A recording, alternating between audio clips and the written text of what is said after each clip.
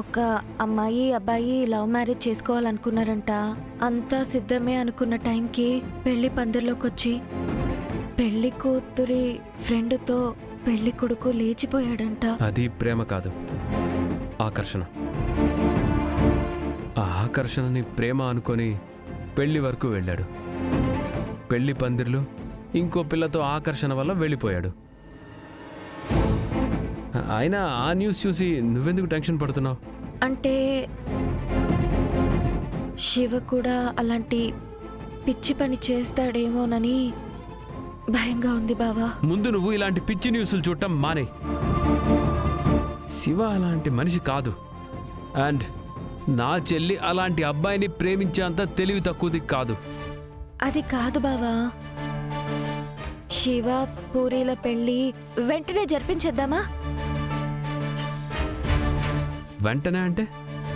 అంటే బావా కుదిరితే ఇప్పటికిప్పుడే.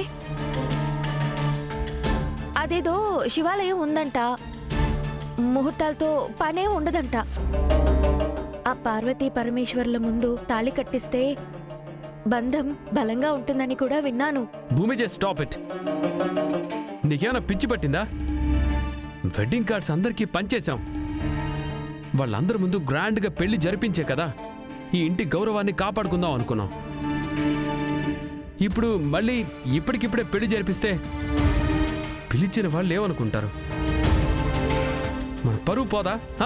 అయ్యో, పెళ్ళే ఆగిపోతే ఈ ఇంటి పరువు పోతుందనే కదా బావా నా భయం. భూమి, పిచ్చి పిచ్చి న్యూస్ ఛానల్స్ చూసి లేనిపోని టెన్షన్ పెట్టుకోకు ప్లీజ్.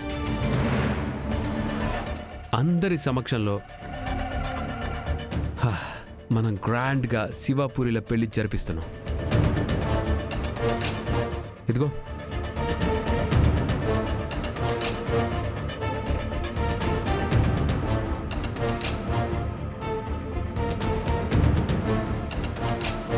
బిందు, చూడు, పెళ్లి కోసం తీసుకున్నానమ్మా. ఎలా ఉన్నాయి? పెళ్ళా? ఇప్పుడు నాన్నకి నా పెళ్ళెందుకు గుర్తొచ్చింది? బాగున్నాయి నాన్న. పూరి పెళ్లి కదా, దానికోసం తీసుకున్నాను. నీకు నచ్చాయిగా? ఏంటన్నా పిలిచావు? రే, ఈ చీర, ఇదిగో ఈ నెక్లెస్ మన పూరి పెళ్లి కదరా, దానికోసం తీసుకున్నాను. నేను నా ఇంటికి వెళ్ళాననుకో మీ అన్నయ్య ఒప్పుకోడు. అదే నువ్వు వెళ్ళావనుకో వాడే వండు. నువ్వు వెళ్ళి పూరికి ఇచ్చేసిరా. నాన్న ఒక్క నిమిషం. పూరి మీద ఎంతో ప్రేమతో కొన్నావు, నువ్వే నీ చేతుల మీదుగా ఇస్తే చాలా బాగుంటుంది. రే, వాడు ఊరుకోడు కదరా. నాన్న, నేనున్నాను కదా, నేను మాట్లాడతాను. రా, పద పద. బాయ్ అమ్మా.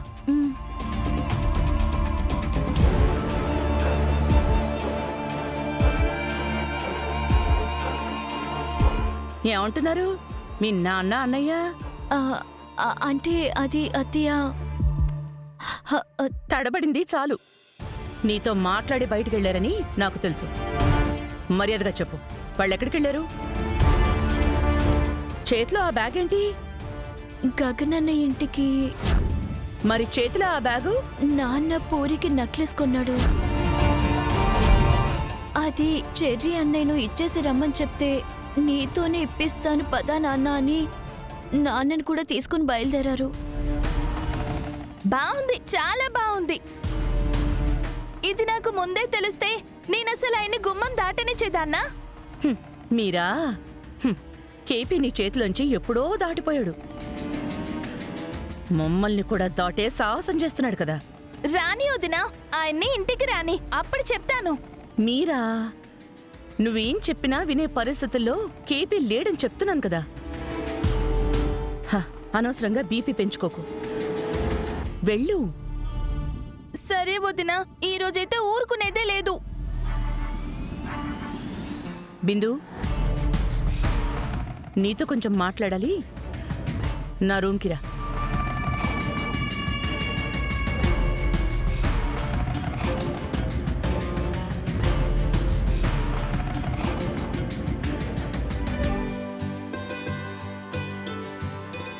సరిగ్గా మీరొచ్చే టైంకే ఆయన కూడా లేకపోవడం మంచిదైంది మావయ్య. ఏదో తెచ్చాము ఇచ్చాము అన్నట్టు కాకుండా పూరికి గంధం రాసి మీ ఇద్దరి చేతుల మీదుగా పూరి ఒడిలో చీర పెడితే అంతా శుభమే జరుగుతుంది. పూరి రెడీయా?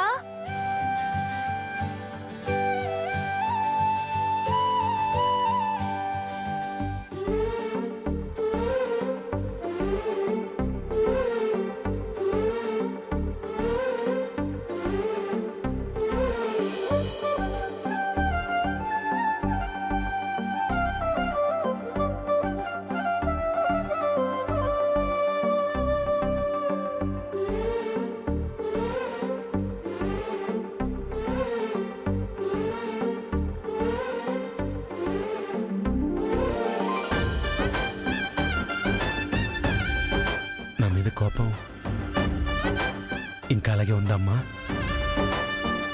లేదు నాన్న, ఒకప్పుడు ఉండేది. నువ్వు మీ అన్నయ్య వయసులో చిన్నవాళ్ళైనా ఆలోచనలు చాలా పెద్దవాళ్ళమ్మా. నీకు దండం పెట్టినా తప్పేం లేదు. మీ అమ్మ మిమ్మల్ని అంత గొప్పగా పెంచింది. మావయ్య ఇప్పుడు గతం ఎందుకు చెప్పండి, జరగాల్సింది చూడండి. పూరిరా కూర్చో.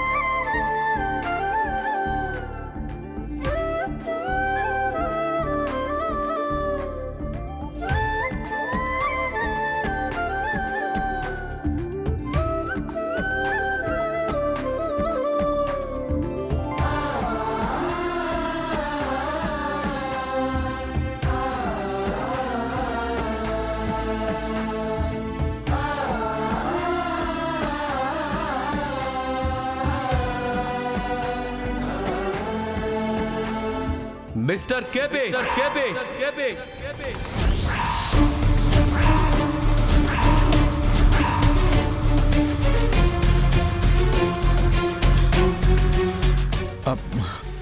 అనే అనే ఇందులో నాన్న తప్పేం లేదన్నయ్య. ఏదో తన తృప్తి కోసం కొన్న విచ్చరమంటే నేనే తీసుకొచ్చాను, అంతేనయ్య, అంతే. బావా ఒక్క నిమిషం బావా, కొంచెం శాంతంగా ఆలోచించు. మావయ్య పూరి పెళ్లిలో ఉంటేనే మన ఇంటికి గౌరవం అని చెప్పాను కదా, మర్చిపోయావా? ఈ పెద్ద మనిషి ద్వారా వచ్చే గౌరవం నాకు అవసరం లేదు.